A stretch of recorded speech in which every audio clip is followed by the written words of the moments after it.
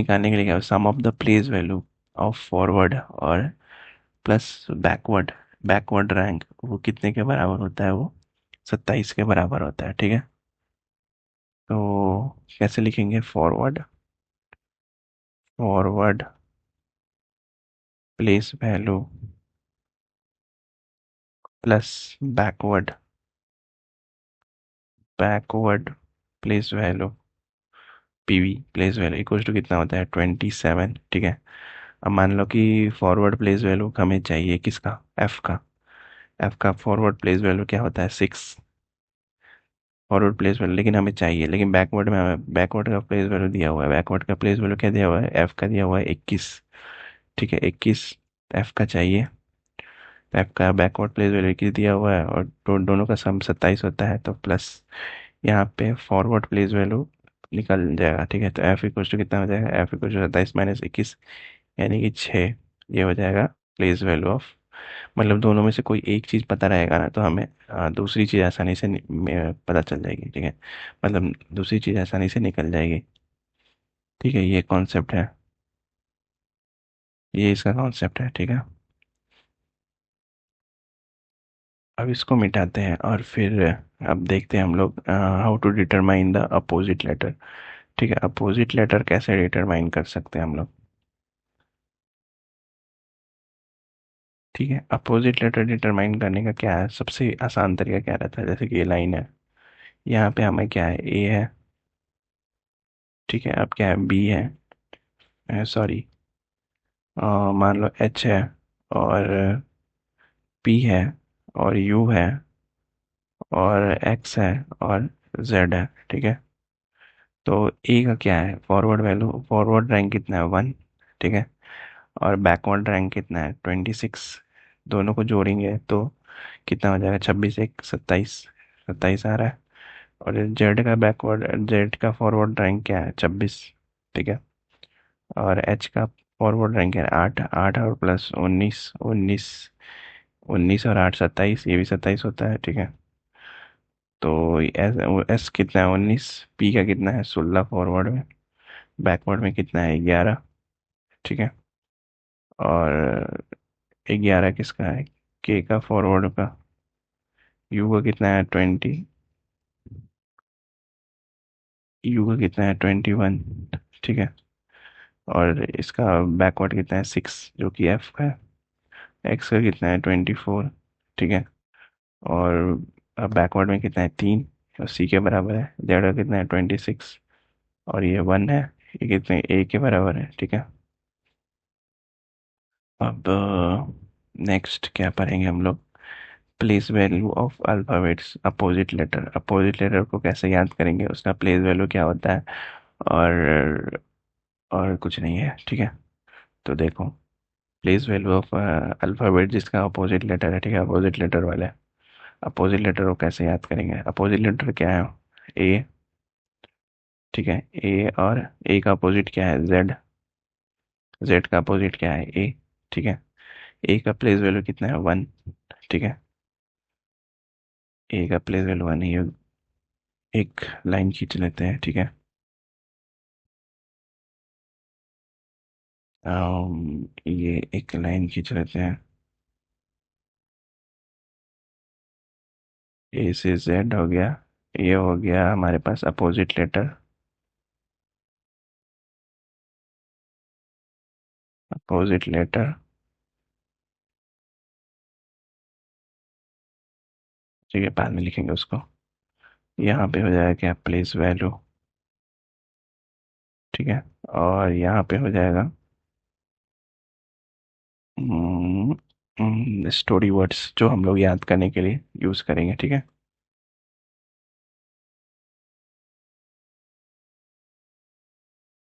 Opposite letter.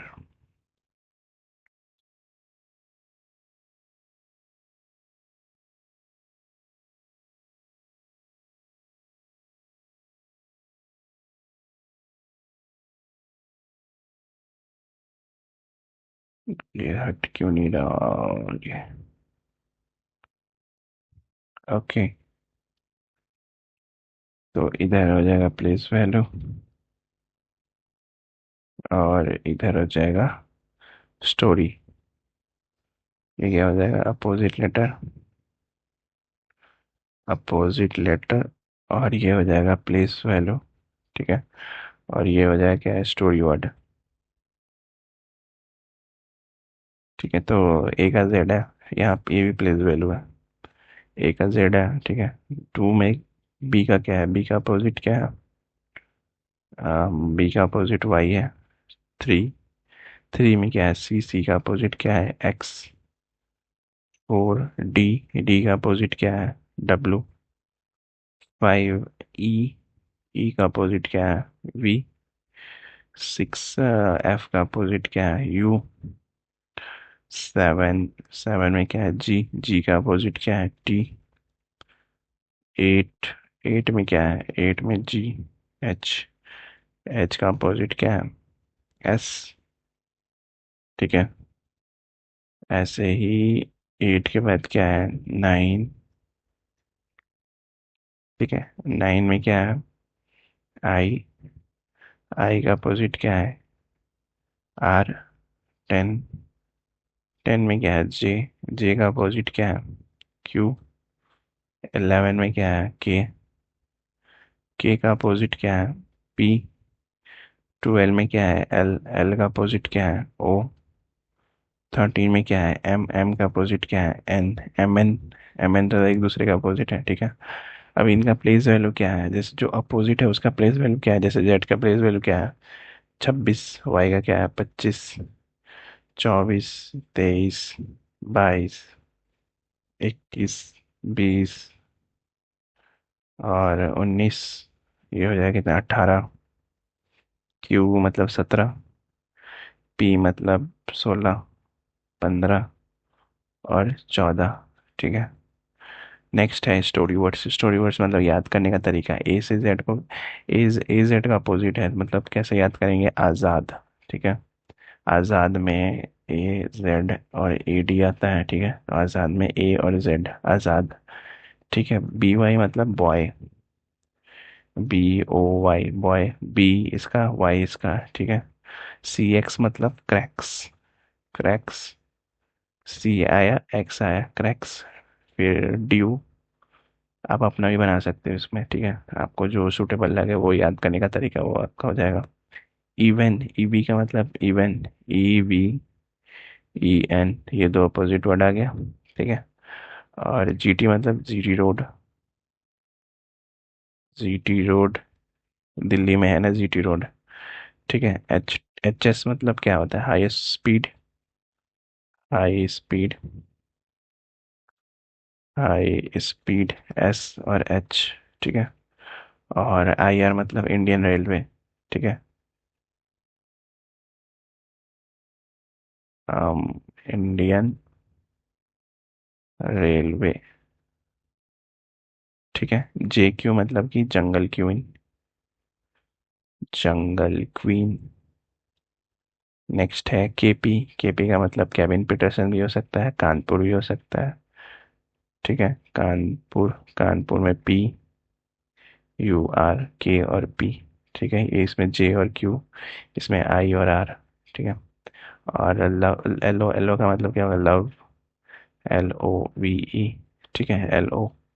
और man, MN का मतलब क्या हो गया, मैन, MA, और N, ठीक है। तो ऐसे याद कर सकते हैं। तो स्टोरी क्या हो गया, हो जाएगा कि आज़ाद a boy cracks due even full on GT road in high school, crossed an Indian railway, then no, then met jungle queen of Kanpur, fell in love, he was a man, ठीक है। बाद में उसको क्या पता चलता है कि वो आदमी है। तो ऐसे याद कर सकते हैं कि आज़ाद एक लड़का है, ठीक है, आज़ाद है बॉय, आज़ाद अब बॉय जो क्या करता है, क्रैक्स करता है ड्यू को, ठीक है। इवन, इवन वो फुल है, मतलब उसका पेट भरा हुआ है। कहाँ पे भरा हुआ था, जीटी रोड पे, ऑन जीटी रोड, ठीक है। इन हाई स्कूल, हाई स्कूल का है, वहाँ पे हाई स्कूल है, ठीक है। और हाई स्कूल जो है वहाँ से क्रॉस करने पर क्या आता है, an Indian railway, Indian railway, ठीक है। देन वहाँ पे क्या होता है, देन उसको कोई मिलता है, देन मेट किसके मिलता है, जंगल क्वीन से मिल जाता है, ठीक है। ऑफ कानपुर, कहाँ की रहती है वो, कानपुर की रहती है, ठीक है। फिर क्या होता है, वो दोनों में प्यार हो जाता है, फेल इन लव।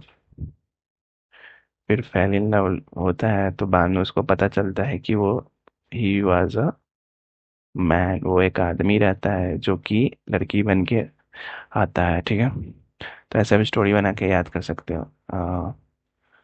और कुछ और बातें हैं इसमें, वो भी करेंगे, ठीक है। तो और क्या बातें हैं इसमें, अब डायरेक्शन, डायरेक्शन पता करना है हमें, ठीक है। नेक्स्ट टॉपिक होगा हमारा डायरेक्शन का, इसी में का, ठीक है। डायरेक्शन, डायरेक्शन के बारे में पढ़ेंगे, ठीक है। डायरेक्शन, ठीक है। ये सब क्या है, पिछले वीडियो में मैंने सब बताया हुआ है, ठीक है। पिछले वीडियो को जाके आप देखना, प्लेलिस्ट मैंने बना दी है, उसको जाके देखना, पहले वीडियो को, फिर दूसरे वीडियो ये हुए हैं, ठीक है। ये वीडियो थोड़ी लंबी जाएगी क्योंकि इसमें सारा टॉपिक, इसमें पूरा टॉपिक कवर कर देंगे, ठीक है। तो डायरेक्शन मतलब क्या होता है, कि रीजनिंग में क्या होता है कि डायरेक्शन जो है साइंस करने के लिए एन इम्पोर्टेंट, जो एक ये बहुत बड़े इम्पोर्टेंट टाइप है, ठीक है। जो कि क्या होता है, दैट,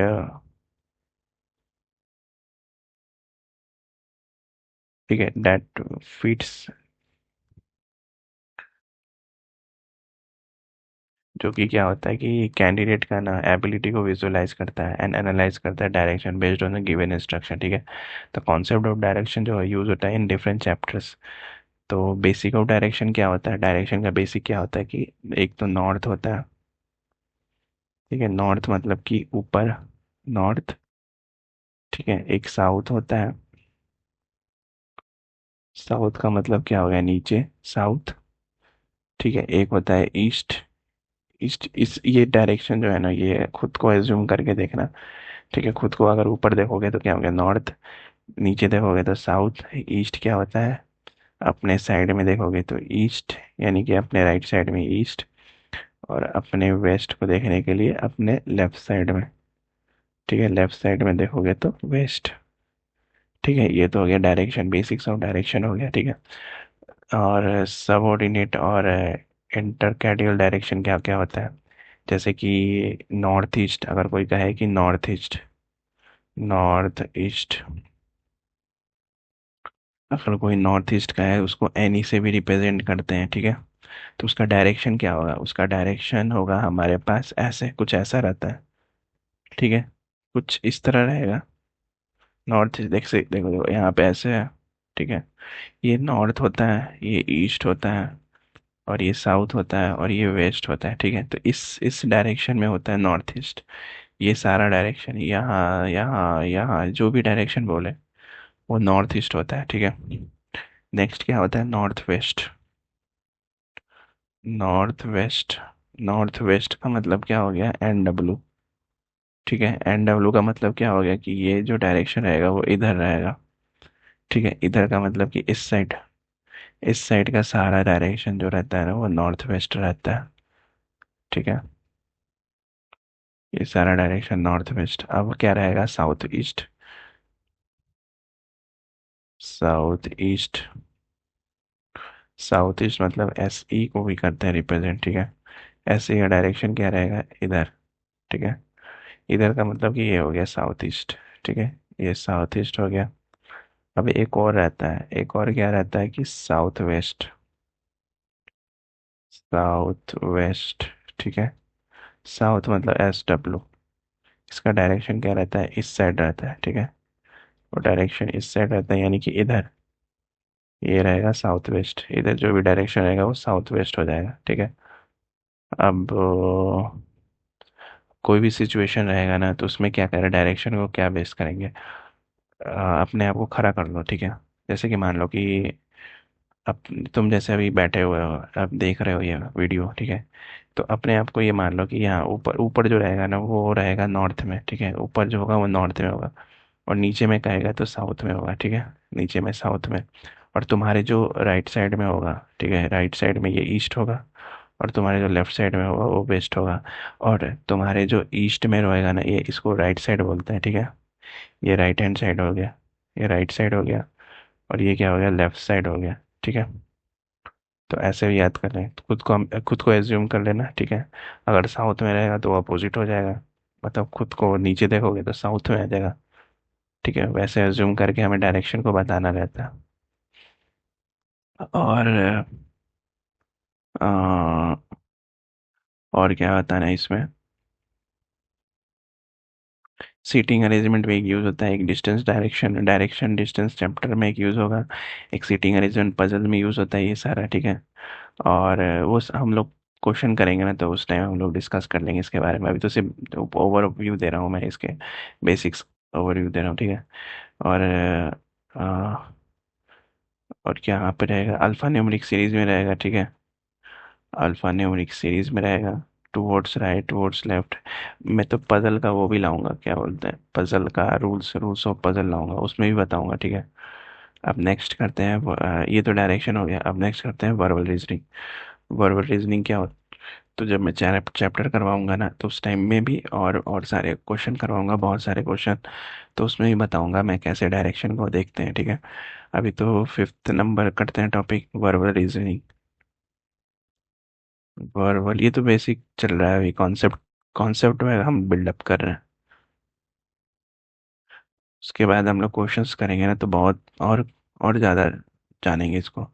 ठीक है, तो वर्बल रीजनिंग में क्या होता है कि सिटिंग अरेंजमेंट इसमें होता है, पजल्स होता है, ब्लड रिलेशन होता है, और डायरेक्शन होता है। ठीक है, तो वर्बल रीजनिंग में क्या क्या रहता है? Seating arrangement.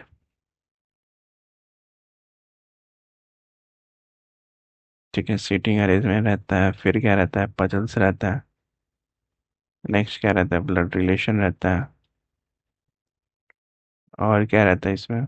और रहता है हमारे पास डायरेक्शन।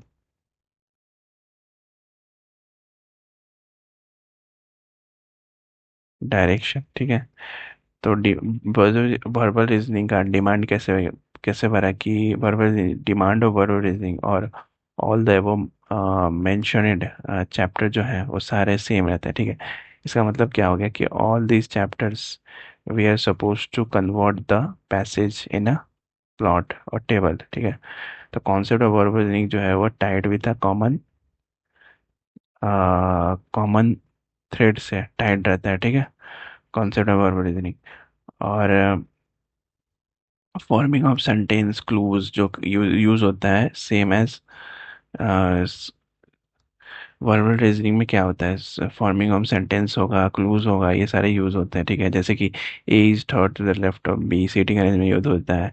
फिर A is three place F of B, puzzle में यूज होगा। फिर A is the father of B, ऐसे ब्लड रिलेशन में यूज होगा। A is 5 kilometre north of B, at direction distance में यूज होगा। तो नोट करने वाली बात क्या है कि ये सारे एग्जाम्पल जो है ना, अब हम ऑब्जर्व कर रहे हैं with the similarity in the framing of sentence. ठीक है, और क्लूज में जनरली हम लोग क्या करते हैं, ट्रीट करते हैं each of these chapter to be so different. ठीक है, ये सारे चैप्टर जो हम लोग बताए हुए हैं, sitting arrangement, puzzle, blood relation, direction, ये हम डिफरेंट डिफरेंट ट्रीट करते हैं। लेकिन बट एक्चुअली में ये सारे क्या है, कनेक्शन है, एक कॉमन है, कॉमन क्लूज है रीजनिंग में, जो कि कॉमन क्लूज है प्रेजेंट करने के लिए और डिमांड के लिए। ठीक है, मतलब ये सारे कॉमन ही है, सीटिंग अरेंजमेंट, पजल हो गया, ब्लड रिलेशन हो गया, डायरेक्शन, एक गुच्छा जो है वो एक चाबी से लटका हुआ है। ठीक है, वो कौन सी चाबी है, वो वर्ड रीडिंग की चाबी है, इसके इसके सहारे पे लटकी हुई है ये सारी चीजें। ठीक है, तो आगे हम लोग इन सब चीज़ों के क्वेश्चंस बनाएंगे तो और ज़्यादा क्लियर होगा। ठीक है, नेक्स्ट चैप्टर हम लोग अल्फा न्यूमेरिक सीरीज पढ़ेंगे। ठीक है, ये हो गया बेसिक्स ऑफ रीजनिंग जो हो गया, वो कंप्लीट हो गया। अब नेक्स्ट अल्फा न्यूमेरिक सीरीज करेंगे और वहाँ से हम लोग क्वेश्चंस बनाना स्टार्ट कर देंगे। ठीक है, एक एक वीडियो क्वेश्चंस का भी आएगा, एक वीडियो सेपरेट वीडियो जो आएगा वो कॉन्सेप्ट्स का आएगा सिर्फ। ठीक है, और बाकी जो क्वेश्चंस आएगा वो अलग आएगा। ठीक है, मिलते हैं नेक्स्ट वीडियो में। Till then like share subscribe करते रहना, और जो कमी होगी उसको बताना, कमेंट करना, जो अच्छी चीज़ें लगी उसको कमेंट करना। टिल देन मिलते हैं नेक्स्ट वीडियो में। Bye bye.